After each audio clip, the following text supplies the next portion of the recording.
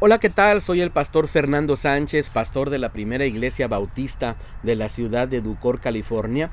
Quiero compartir contigo este tiempo devocional del día de hoy, donde vamos a meditar en el libro de Daniel, capítulo número 11, partiendo del versículo número 1 hasta el versículo número 19. Le he titulado a esta meditación de la siguiente manera: Intriga y poder. Intriga y poder. ¿Sabe usted que los países y las naciones regularmente siempre están compitiendo para ver quién es el mejor? Tratando a toda costa de obtener el mayor poder, la mayor riqueza y de alguna manera ir siempre hacia adelante. Y sabe, eso no es nuevo. Eso lo vamos a poder observar a lo largo de la historia universal. Usted va a observar que desde un inicio las personas han entrado en guerras, han entrado en conflictos, buscando siempre el poder. En esta porción de la escritura del libro de Daniel, vamos a observar precisamente cómo hay un rasgo de la historia que Dios le está revelando a Daniel. Una increíble forma de poder mirar el futuro a través de los ojos de Daniel, que creo yo nos trae mucha bendición. En este caso, la historia nos habla del pueblo de Dios, del pueblo de Israel, pero también en los versículos que siguen más adelante nos va a hablar de manera personal a cada uno de nosotros acerca de los tiempos que estamos viviendo, acerca de los tiempos que se acercan para el final de la vida. Ahora, puedo aprender por lo menos dos cosas de manera práctica, porque sabe, en medio de la bruma, de la incertidumbre y de la confusión que estos textos nos pueden dar, a lo mejor podemos perdernos en la vanidad de no ponerle, no aterrizar el mensaje hacia nosotros. Creo yo que es mejor tomar algo en concreto, aprender algo práctico, ¿verdad? Y de alguna manera comenzar a ir hacia adelante. Dos cosas interesantes que me gustaría compartir contigo. Número uno. Ante la intriga y el poder que podemos observar en las naciones, número uno, aprendamos del pasado. Aprendamos del pasado. El versículo 1, 2 y 3 nos habla un poquito de la historia que se estaba escribiendo y que fue revelada a Daniel. Te leo el versículo 1 y 2, dice: También yo, en el primer año de Darío el Medo, estuve para animarlo y para fortalecerlo. Ahora yo te mostraré la verdad. Aún habrá 3 reyes en Persia, y el cuarto se hará de grandes riquezas más que todos ellos. Este, al hacerse fuerte con sus riquezas, levantará a todos contra el reino de Grecia. Y sabe, este sencillo versículo número 2, cuando usted revisa la historia de la humanidad y usted revisa la historia de Persia, la historia de Grecia, la historia de Roma, se va a dar cuenta cómo fue cumplido a cabalidad, exactamente como lo está describiendo el libro de Daniel. Está más o menos englobando un periodo de años de unos 375 años, ¿verdad? En solamente este versículo del versículo número 2. Ahora, el versículo número 3 nos habla de algo muy tremendo. Dice: se levantará luego un rey valiente, que dominará con gran poder y hará su voluntad.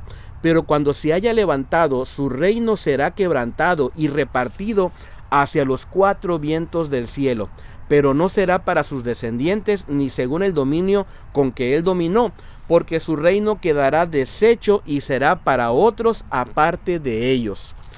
Este rey valiente en la historia de la humanidad, en la historia universal, es el conocido rey, el conocido rey como Alejandro Magno. Fue Alejandro Magno. ¿Sabe? Este rey logró levantar un imperio en menos de 8 años. Inmediatamente tenía una estrategia de conquista increíble y logró levantarse fuertemente. Se reconocía por su valor, era muy valiente. Y sabe, cuando Daniel dice un rey valiente, lo está mirando muchísimos años antes de que esto sucediera. Es tremendo. Ahora, en el versículo número 4 dice que una vez que él fallece, su reino no iba a quedar repartido entre su descendencia, sino más bien entre la gente que le servía, entre sus líderes. Y tal y cual sucedió. La historia nos habla de que el reino de este rey no fue repartido entre sus hijos, sino más bien entre sus líderes. Estamos hablando de Casandro, que se repartió Macedonia y Grecia, de Lisimaco, que tomó Asia Menor, de Seleuco, que tomó Siria y Babilonia, y de Ptolomeo, que tomó Egipto para gobernar.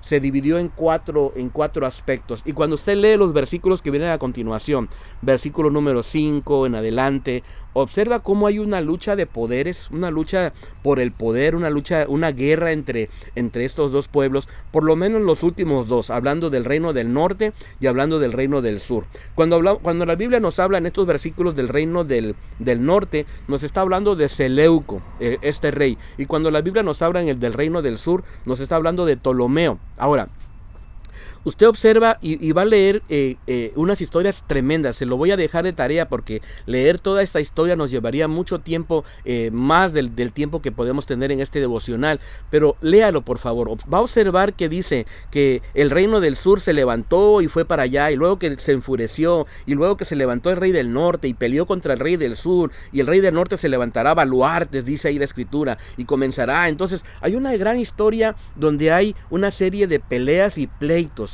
¿Qué podemos aprender entonces nosotros? Miren, lo que yo aprendo en lo particular acerca del pasado es lo siguiente, mire. Los reinos de este mundo serán inestables. Subirán, caerán, subirán y caerán. No tendrán estabilidad. Pero lo más hermoso que yo puedo pensar en este momento es que nosotros hemos sido convocados a ser parte del reino de Dios.